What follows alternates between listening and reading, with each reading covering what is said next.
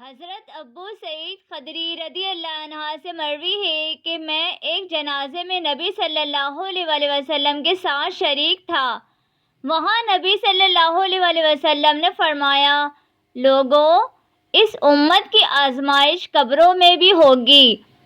چنانچہ جب انسان کو دفن کر کے اس کے ساتھی چلے جاتے ہیں تو ایک فرشتہ جس کے ہاتھ میں گرز ہوتا ہے آ کر اسے بٹھا دیتا ہے اور اس سے نبی صلی اللہ علیہ وآلہ وسلم کے متعلق پوچھتا ہے کہ تم اس آدمی کے متعلق کیا کہتے ہو؟ اگر وہ مومن ہو تو کہہ دیتا ہے کہ میں اس بات کی گواہی دیتا ہوں کہ اللہ کے علاوہ کوئی معبود نہیں اور یہ کہ محمد صلی اللہ علیہ وآلہ وسلم اس کے بندے اور رسول ہیں۔ یہ سن کر فرشتہ کہتا ہے کہ تم نے سچ کہا۔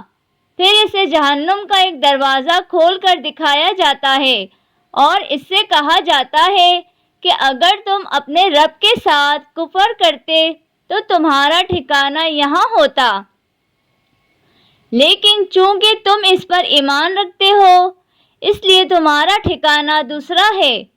یہ کہہ کر اس کے لیے جنت کا ایک دروازہ کھول دیا جاتا ہے۔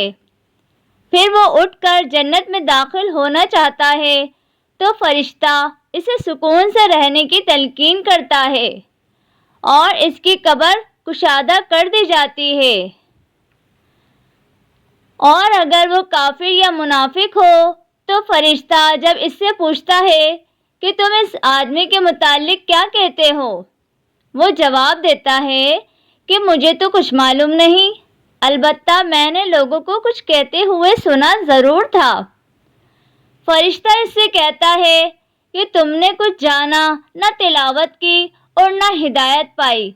پھر اسے جنت کا ایک دروازہ کھول کر دکھایا جاتا ہے اور فرشتہ اس سے کہتا ہے اگر تم اپنے رب پر ایمان لائے ہوتے تو تمہارا ٹھکانہ یہاں ہوتا، لیکن چونکہ تم نے اس کے ساتھ کفر کیا اس لیے اللہ نے تمہارا ٹھکانہ یہاں سے بدل دیا ہے اور اس کے لیے جہنم کا ایک دروازہ کھول دیا جاتا ہے۔